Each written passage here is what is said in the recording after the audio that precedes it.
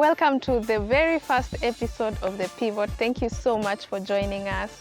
This is a podcast where we discuss businesses after the pandemic and how the pandemic has affected businesses.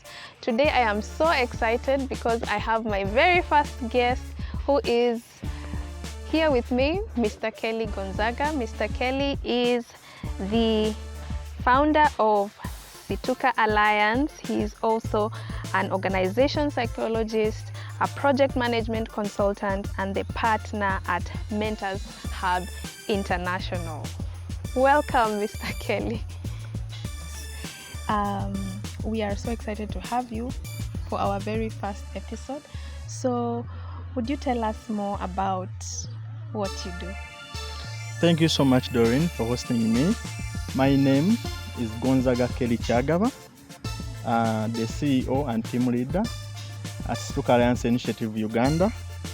Situka Alliance Initiative Uganda specifically builds strategic structural social cultural institutions that promote deconstructing toxic precarious masculinity in the context of affirming the dignity of women, girls, and children.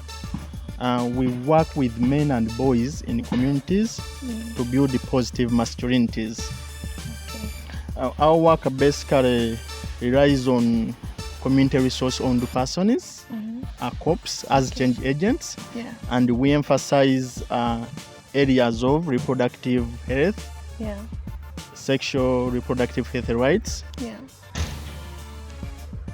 including HIV/AIDS prevention among men. Okay. But we also look at gender-based violence and violence against children. Then we empower boys and men to ensure that they engage in productive ventures to increase their income in their homes, to ensure that there is household income sustainability, but also emphasize a lot on environmental conservation. Okay, thank you so much. It is really impressive what you do. I have not seen many organizations that are focusing on the boy child, on men, on their development. And I was really impressed when I met Mr. Gonzaga because I have not, we know that there is a shortage, and I think that's a really good thing, and we really applaud you for that. Thank you, Doreen. Yes, so we all know that the pandemic has affected our businesses in so many ways. So these past 2 years, how have they been for you in general and your peers? What has your experience been? Well, the past 2 years, 2020 and 2021, have been really challenging years due to the outbreak of the pandemic. You know, it brought a lot of anxiety, depression, stress. So most of us, since we are experiencing it for the first time, it was really a very new thing to us. Exactly, being in developing country like Uganda, we have this element of fearing the unknown. We couldn't know. So I remember in the first lockdown, we couldn't even move a single foot from home, from our houses, because this being, we thought that this is like an infection, an airborne disease. So we thought that when we go outside our houses, we are going to infect the entire members of our households. So we are all in the house, and it was really very challenging for us. I echo what you're saying. It has been challenging for so many people. We all know this. And what are some of the challenges that you have had in your business, and how have you approached them? Well, lots of challenges we've encountered in our operations. For example, when they announced the lockdown, all offices had to be closed, and we didn't know what next. So we are fidgeting around to ensure that we continue operating without getting infected with this virus, but we are wondering how. That's when we had people talking about Zoom, talking about work from home, which was very new to us. We started immediately adapting, becoming flexible and innovative to explore more and ensure that we continue operating even when we have this pandemic. Given the fact that we are working with a most difficult group, the men and boys, us men, we are used in our nature. We are so very much used to socializing and moving out. Yes. We are not used to sitting at home. Yes. That alone brought out of fatigue, anxiety, and depression. So we had to look for ways how we can best support our men and boys to ensure that they come out of this very well. Okay. You know very well that the pandemic caused a lot of gender-based violence, and this is, according to many reports, indicates that men are the most perpetrators of this. So we are working tirelessly to ensure that we support them to be in harmony with their spouses and children at home. Okay. Yes. Yes. There are, talking of gender-based violence, there are some trending stories. I am from Kenya. For those who don't know, Mr. Gonzaga is from Uganda, but we're currently in Uganda. But we are seeing the same trending topics. And in Kenya, for example, the past week there has been a story about the Ndishu twins, Paul and Eddie, and Wapipe, which a couple of months ago I was really inspired by their stories. We know how difficult it is for a startup in Africa. They were able to get over $2 million funding, and they have been an inspiration to the youth. So to see them in the news, losing reputation and losing funding because of lack of emotional intelligence and violence, it's a really sad thing. Yeah, very true. Yeah. You are talking about such an event that happened in Kenya. Yeah. I know of a certain event that happened this week in Uganda. This very week, where a Boda man scratched a gentleman's vehicle and they failed to negotiate.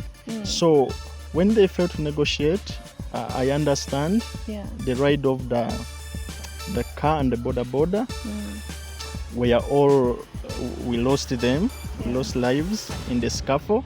But that goes all to emotional intelligence we are talking about, being able to resolve conflicts, especially with this group of men and boys we are working with. It is quite very important for them to understand that there is always a way how you can resolve conflicts than creating violence.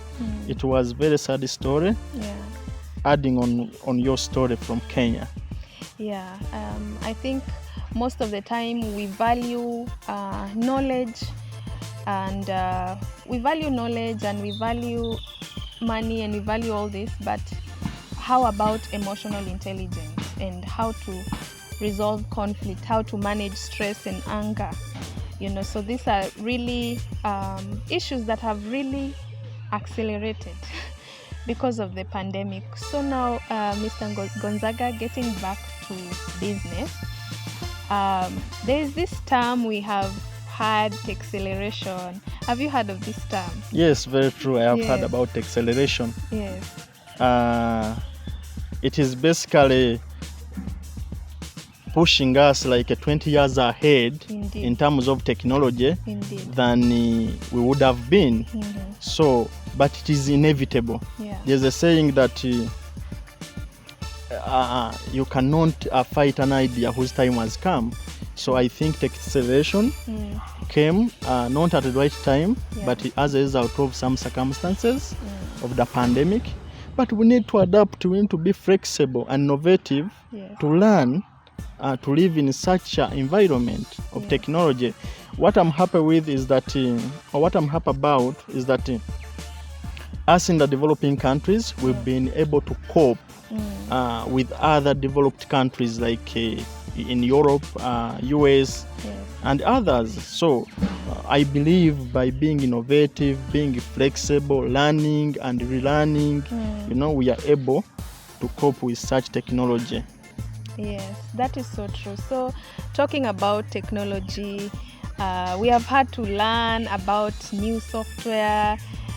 We have had to learn about how to use technology. How has your experience been with your team? What strategies have you had to take? Thank you so much for that interesting question. Yeah.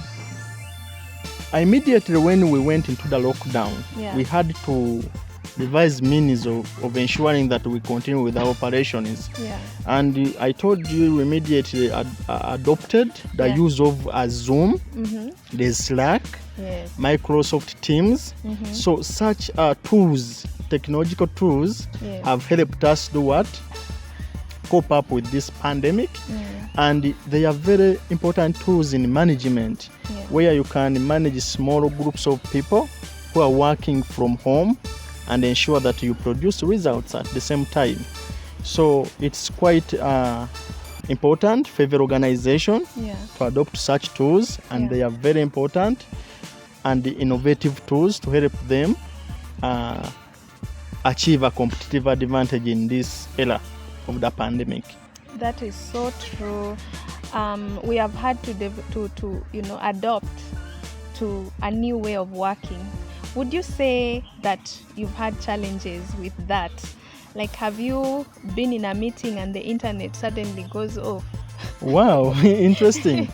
Actually, it is very common in Uganda, where you are in the middle of the meeting, you are giving a very beautiful presentation, and the internet shuts itself down. Or electricity. Yeah, it is very common. Yes. And it has happened several times. Yeah. But given the fact that many people understand developing countries, they can excuse you for that. Yes. But it has happened. But also the usage, we didn't know basically how to use technology when we went into this lockdown, into the pandemic. So we've learned a lot of things, and we are learning so many others, especially relating to the use of technology, use of internet, use of Zoom and other tools that aid operations. But it has been a little bit challenging, where so many people, you are in a meeting, they don't know even how to mute, they don't know how to put off their camera. So kids are in the background making noise, and it somehow disrupts the entire meeting you could be having by that time. It's so true.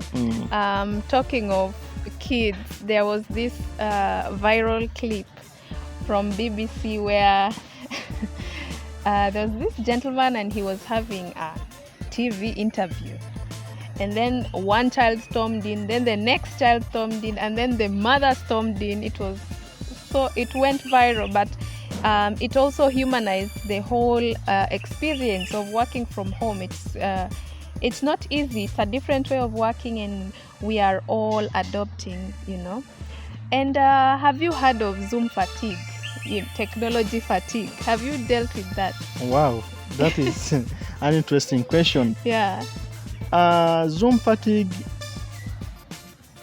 is evident, especially when you wake up on a very cold Monday morning. You have a series of meetings on Zoom. Yeah. By the time it clocks 5 o'clock, you are really fatigued, you are exhausted, you have burnout.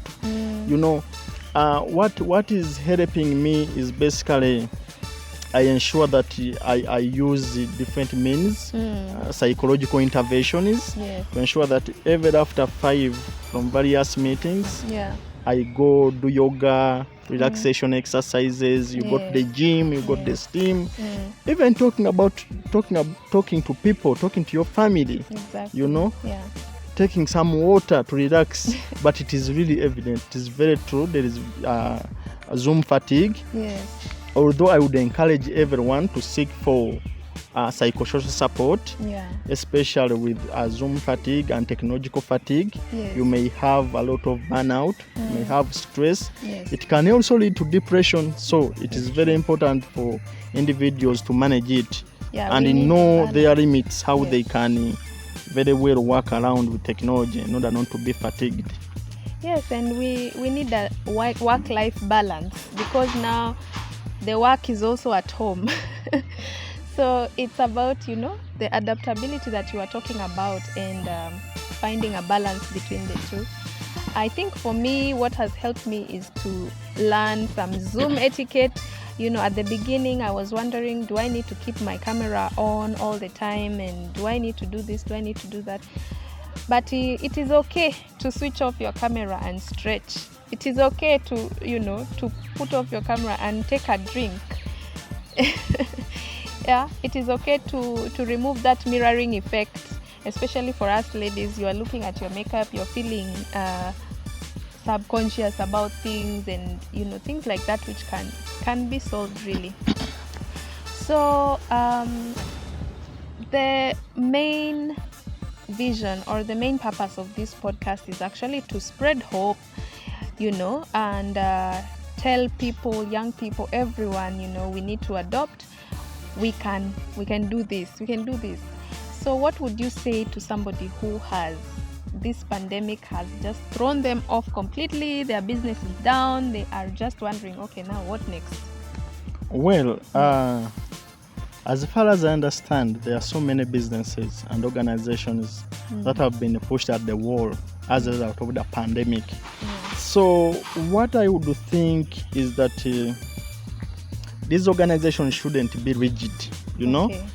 Like I said, there is need to adapt, Yes. adaptability, Yes. being flexible. At this point, the organizations you ask, being an organization development consultant, I ask them, what is your take on work from home policy? Some of them can't believe in work from home policy, Yes. which is very paramount. Being flexible, ensuring that they allow the employees Yes. work from home, so that they continue cutting costs. Cost cutting is paramount if we are to thrive in this pandemic. But also they should go back on the drawing board and look at the challenges they have been facing. What could have been the problem that has led them to be pushed out of the business? Exactly. When they go and look at that, if they can't handle it themselves, let them hire us. Yes. That's why we went to school, Exactly. development consultants, Yes. to come and do thorough research, find out what could be the challenges within the organizations, and then make recommendations. It's true. And these recommendations shouldn't be just they shouldn't be just for,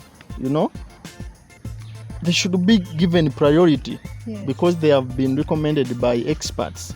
You understand? Yes. But I think every organization has been disrupted, and I would want to see them operating, although some others have already closed, due to much cost of operations and other issues. But I believe once they go back to the drawing board, they can be in position to resolve and continue their operations. Yeah, thank you so much for that, Mr. Gonzaga. So, parting shot, I would say we have this country, Uganda, is the second youngest country in the world. Average age is 16 years. So we have a lot of youth. What would you say to them? How can they flourish and thrive despite the pandemic and despite all the challenges that we have mentioned and others we have not even mentioned? Yes, thank you so much. Actually, one of the population that has been disrupted are the youth. Yeah. They have faced so many challenges and they are continuing to face them. Yeah. However, I would encourage the mentors, the parents, the guardians to really continue looking up for these youth, to encourage them They should come to counselors. They should come to our institutions that offer help. Lots of things have happened. Young girls are not going back to school because of teenage pregnancies. But that's where I request even the government, to allow these children go back to school, because this is not the end of them. So many have resorted to drug abuse, which is a very bad thing. And we believe once we allow these youth to go back to school, such vices can be kept down. So I also believe that these young people should come up and speak. They should speak to experts. They should seek social support from various institutions so that they can be helped in case of such challenges. Okay. Yes, please. Thank you so much, Kelly. Thank you so much for joining us for this episode. I am really grateful. I hope you have gotten some insight, you have gotten some knowledge from this episode. I would like to ask you to kindly subscribe, comment in the comment section down below. Tell us what else do you want us to talk about. What is your opinion about the things that we have talked about? Are there challenges you have? How have you solved them? Let us start a discussion. Let us know what we can do. Until next time, I'm your host, Doreen Kinda.